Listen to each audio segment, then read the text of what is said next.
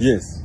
Obulungi bw'owulira kuno ku nsi bw'ogenda mu Geyeena kiba kisufu,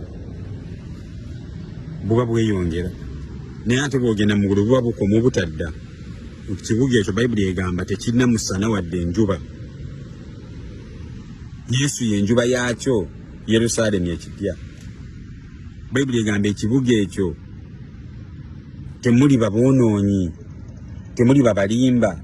Kati bw'oba olimba manya lekeraawo osobole okuba ng'ogwanira ekibuga. Bw'oba ogamba nti tolimba tekitegeeza nti wano oyinza okulimba n'oyitawo. Naye bw'osangibwa nga tonnaba kutereeza kkubo lyo, nga tonnalokoka, ng'omusaayi tegunnanaazaawo ekyo, oba ogenda mu gye balimbira ddala mu Geyeena, kiri ekibuga tekirimu maziga. Bayibuli egamba tekirimu kukaaba, temuli kulumwa bugigi. Ate mugenda bagamba okuli kuluma bugigi, kuluma mannyo.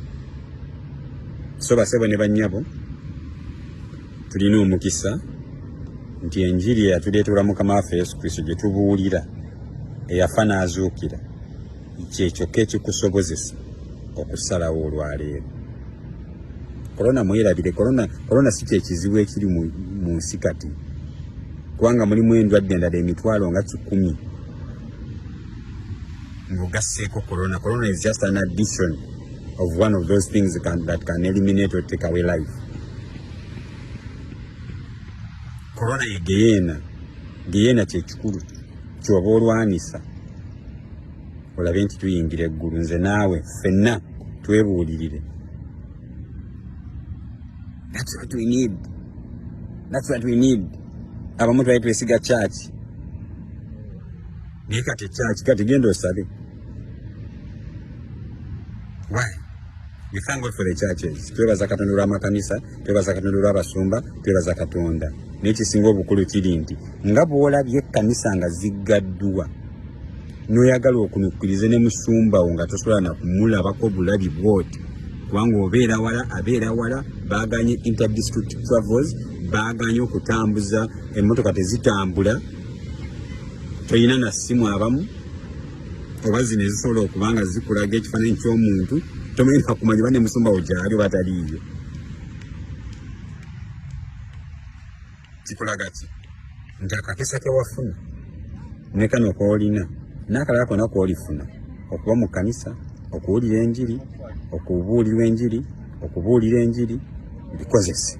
Kuba akaseera kajja kutuuka nga bw'oli nga tokyasobola kugenda mu kkanisa, oba nga tokyasobolera ddala kugenda mu kkanisa oba kulaba ku bantu abakulya obwenyoyi.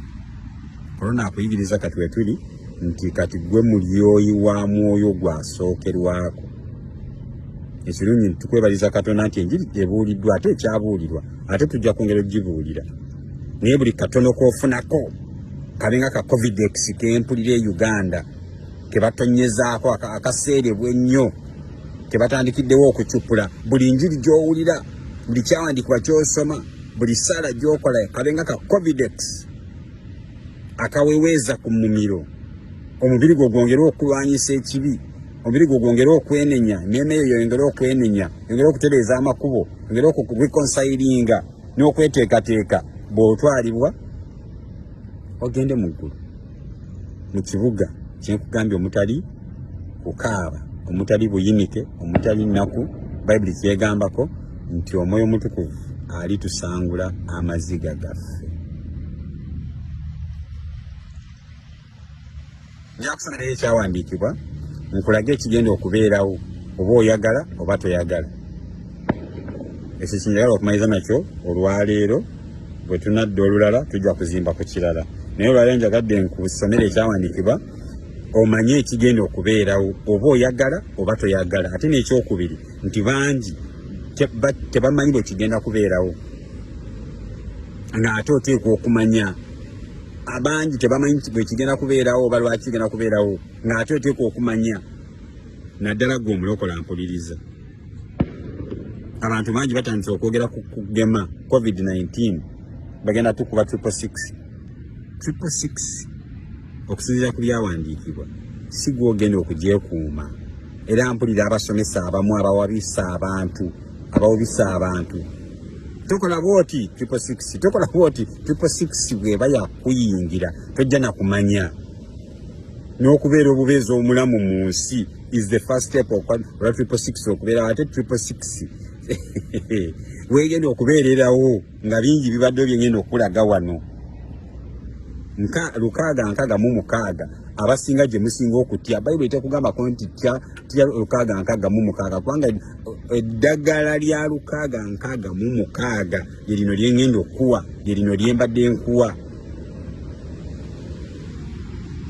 bwe batugema tuba tufunye 666 tulina passport abamu temulina ndagamuntu emikono gyammwe tegyayita oba ebinkumu byammwe tebyayita mu buuma mu supermarket gye mugenda temuyita mu buuma tebaba scanning ennaku zino scanning buli kaseera bakatemperature gani tebakakuteekanga mukko singa baali bakuyingizaako 666 olina bwoyinza ogitangira so kati that preoccupation sitani kyagezaako okuleeta mu kkanisa nti abantu bave mu kusomesa abantu